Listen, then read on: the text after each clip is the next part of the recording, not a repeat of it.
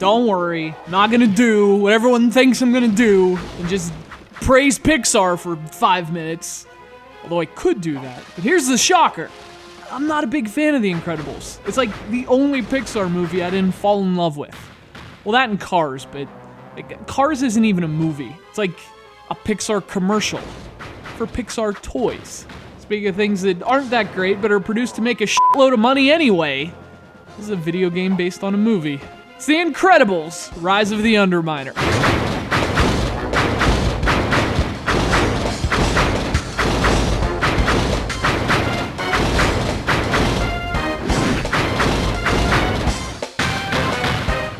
This game was released in 2005, a year after The Incredibles hit theaters. And as you might expect, it came to virtually every platform imaginable at the time, including the Game Boy Advance, which is the version we're playing here. And on the GBA, it's a 2D platformer with 3 worlds and about twice as many enemies.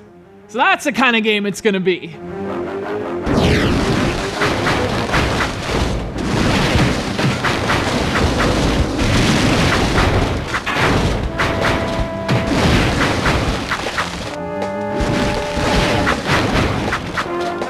You play as both Mr. Incredible and Frozone, switching between them whenever you need to. So it's a tag team platformer, kind of like Donkey Kong Country, with a lot less awesome included.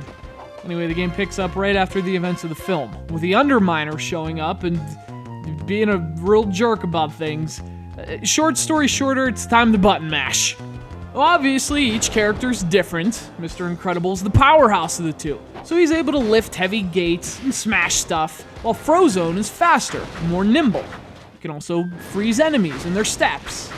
Oh, and he can pretty much fly across the levels when he wants to.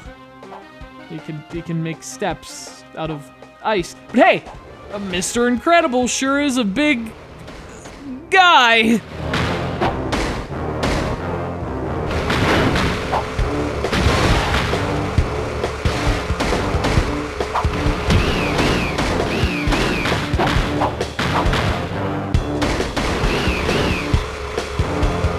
Point is, even though it's a tag team platformer, it's kind of not. You spend about 90% of the game as Frozone. You only switch to Mr. Incredible when he has to lift something heavy or smash a computer.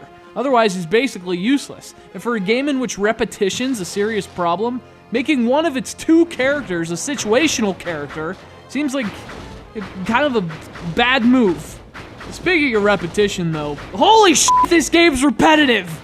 You get the same handful of enemies repeatedly over the game's 3 different worlds. That's it. There are 3 worlds. There's an ice world, a factory, and a more different factory. And each one has the same enemies, which you attack the same way over and over until you realize, wait, why am I even playing this?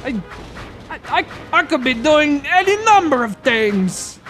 Like drawing dragons.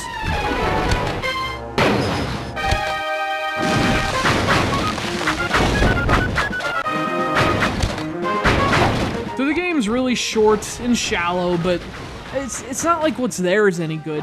Controls are just adequate at best. There's some rough hit detection, which makes the platforming more difficult than it should be.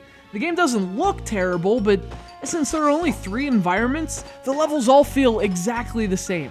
I mean, these licensed games are usually pretty rushed, but this actually feels like it was half of a game, unfinished, rushed to the market for the holidays. That's the only thing about this game that's incredible.